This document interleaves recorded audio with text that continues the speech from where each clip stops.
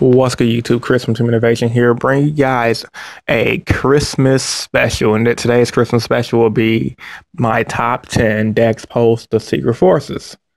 So the reason why I want to bring you guys top 10 deck post Secret Forces, despite the fact that I've done a top 5 budget decks, which can be found on Pointy Star's channel, and the fact that I've did a top 5 budget decks on my channel and top 5 rogues on Pointy Star channels. I did a top 5 budget deck on my channel.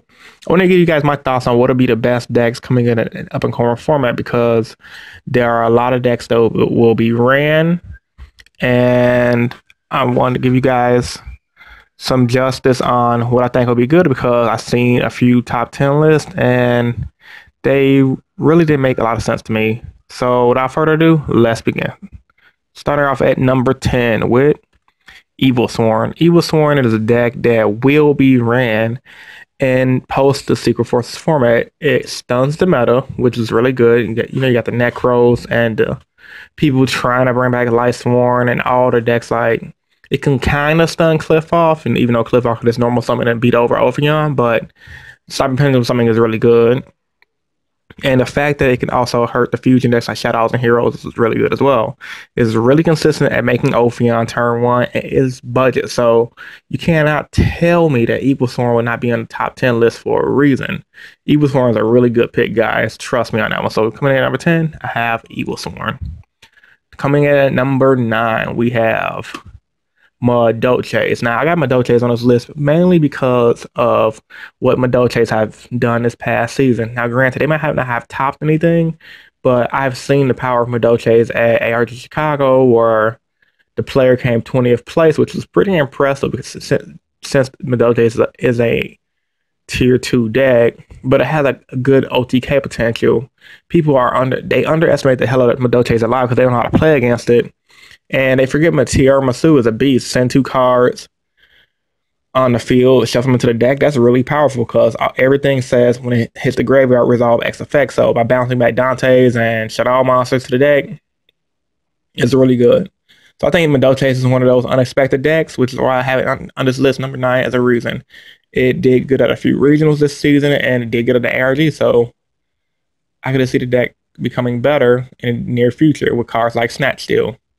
Coming in number 8, we have Yosenju. Now, this is a deck I really don't know too much about. I did some studying on the deck after I saw it on Nim's list. And I played against the deck on DN, but every time I played it on DN, I destroy it. But it pretty much, in the hands of a skilled player, it can stun you because they have their own searchable Solemn Judgment. And they have some cool pendulum plays. So I got it in at number 8 because the deck has potential. I have lost to it on DN once. They do have a searchable stun card, which is really good. So in my opinion, it's like the new A6 Samurai. It's one of those decks that once it gets going, it's going to be hard to stop. So I'm going to throw it into the rogue deck factor of the next format. So be on the lookout for this deck, because there will be some players playing this deck out based on the fact of once it gets going, they can pretty much beat you with their stun cards. Coming in at number 8, I have Yosenju. Coming in at number 7, I have Mermails. Now, this should obviously be kind of obvious to you guys. It has a high OTK factor. It can stun really well with their Abyss Megalo, and it is consistent. And is way more consistent now than ever, since they got all their support back from off the ban list with 3 Gundy. So Mermails is definitely going to be ran next format, and is definitely going to be OTKing a lot of you meta players. So be on the lookout for Mermails, because this deck can put in some serious damage, which is why I got it on this list at number 7. Coming in at number 6, we have Masked Heroes. Now, Masked Heroes is a deck that everyone is thinking is going to be terrible in the next format due to the fact that Stratos didn't come off the ban list. But what they don't understand is the deck can still OTK. It can still stun you Dark Law with back row. It's going to be pretty much a game against the majority of the meta. And so, since it has an OTK factor and a stunning factor, I had to put it on the list. And also the fact that it's underestimated, because when people see you playing Masked Heroes, they're gonna be like, well, you don't got Stratos, so you can't do anything against me. It's gonna give you an advantage, because like the good old war saying goes, the unexpected can win games. So since this deck is gonna be unexpected, I had to put on the list at number 6, because it will definitely put in damage in the next format. Coming in at number 5, we have Satellarknights. The double honest thing was retarded. It's, and pretty much that's it. Double Honest gives deck a boost in play. It's already consistent and it already can spell with their counter trap card. There's not a lot to be said about Satellarknights that we don't already know, but the deck is really solid. So that's for that reason alone, I had to have on the list at number 5. Next up, after Satellarknights, we have Burning Abyss at number 4. Now, I know you guys like, why aren't Burning Abyss higher on this list? Well, I'm going to tell you why when you guys see my 3, 2, and 1. Fire Lake puts it higher on this list. The deck has high endurance. It can just stall out games, infinitely stalling with Dante's chump blocking with the little guys to spam out from the deck, and it has infinite resources, meaning the deck runs the best trap cards in the game. So, with that being said, I had to have it high in this list. I mean, number 4 is still a pretty good number, but the other 3 decks on the list is honestly more powerful than Burning Abyss, in my personal opinion. So, number 4, I got Burning Abyss, even though it was one of the best decks in the last format. Number 3, I have Qliphort. This deck, in my opinion, despite the fact of Fire Lake, should be better than Burning Abyss. Reason being, it has a high OTK factor. It has a high stun factor. And next set, it gets more support. It gets more stun cards next set. The deck, honestly, it gets a draw card. So, honestly, I predict, Qliphort being higher than Burning Abyss on the tier list, in my personal opinion. Just based on the fact that it can OTK, it can stun, and have more support. Now, granted, Burning Abyss was kicking Qliphort ass last format, but you guys got to remember, with the addition, no add of decks like Masked Heroes, there's still going to be a lot of hero players out there. And the additional decks like Yosenju, there's a lot of more rogue that Burning Abyss have to worry about playing against. And since there's more rogue in the factor, you got to worry about, okay, how does Burning Abyss play against these other matchups as well? Because like we already know, when you go into a big tournament, you can't just prep for one deck, especially when there's more rogue decks thrown into the factor. A lot of variables throw things off, which is why I have Qliphort for number 3 and Burning Abyss at number 4. So, number 3, we have Qliphort. Coming in number 2, we have Shaddolls. Now, this deck has on number 2, I got this deck over Qliphort mainly because it has a high stun factor. You know, Winda is a thing, Shikanaga is a thing, Construct is a thing, runs over any monster. It has a high OTK factor. That Jeff Jones variant running enemy controllers has been putting in a lot of work. Denko Shaddolls is really impressive, and I like decks that hit a lot. I like decks that could just spam out an OTK.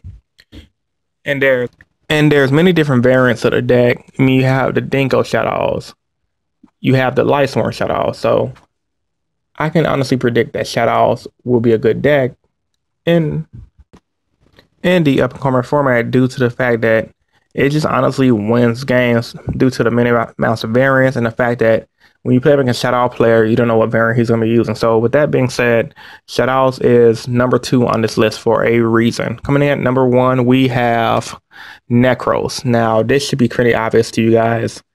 It's consistent OTKs. The deck has pretty much outs to all situations. It's extremely, and I put emphasis on extremely consistent. The deck was tier 0 in Japan for a reason. It can just put in so much work.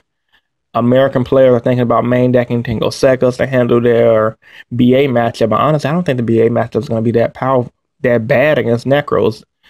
Like I said, once again, the deck is tier 0 for a reason. I mean, Japan had decks that can put in work with the hands and deal damage with the traps, and Nekroz still put in damage against those decks at all. So honestly, just based on research alone, Nekroz had to make number 1 on this list for a reason. It outright beat everything, and there's a reason why Japan nuked the deck the way it did. Now, granted, you guys might disagree with that because you guys are saying that's not true. I mean, that's Japan, and that's not the States. But you guys got to think about this. The only difference between Nekroz being out in Japan versus the U.S. is the U.S. have Burning Abyss. Japan doesn't. Now, granted, I can honestly say Nekroz versus Burning Abyss matchup. While I haven't done it, I can honestly say all Burning Abyss has against Nekroz is Fire Lake. And what Nekroz has is, once again, outs to everything. They can stop the battle phase. They can't really get OTK. And then they can also side in Shadow Mirror.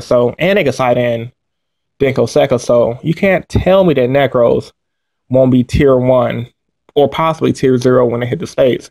Not saying the deck won't be unbeatable, but once again, tier 0 in Japan for a reason. If anything, when it hits the States, it's going to be tier 1 or tier 1.5, but I doubt the 1.5. The deck is just really good. So as a recap for this video, we have Nekroz at number 1, Shaddolls at number 2, you get a good look at the screen, Qliphort number 3, Burning Abyss at number 4, Satellarknights at number 5, Masked Heroes at number 6, Mermails at number 7, Yosenju at number 8, Madolche at number 9, and Evilswarm at number 10. This was my top 10 decks post the Secret Forces. Let me know what you guys think about this list in the comment section down below. And also let me know what you guys would like to add to the list and take off the list that you think I missed out on. Because honestly, these are the best decks in my opinion going into the Secret Forces format. So once again, as always, hope you guys enjoyed the video. If you did, give it a big thumbs up and show your support. And I do these videos because I really believe I want to help everyone out become better at the game. And by doing these videos, I hope I can help you guys become better players, and I hope you guys can help me become a better player. So this was Chris from Team Innovation, and I am signing out. Rate, comment, and subscribe. Deuces, guys, and have a good day.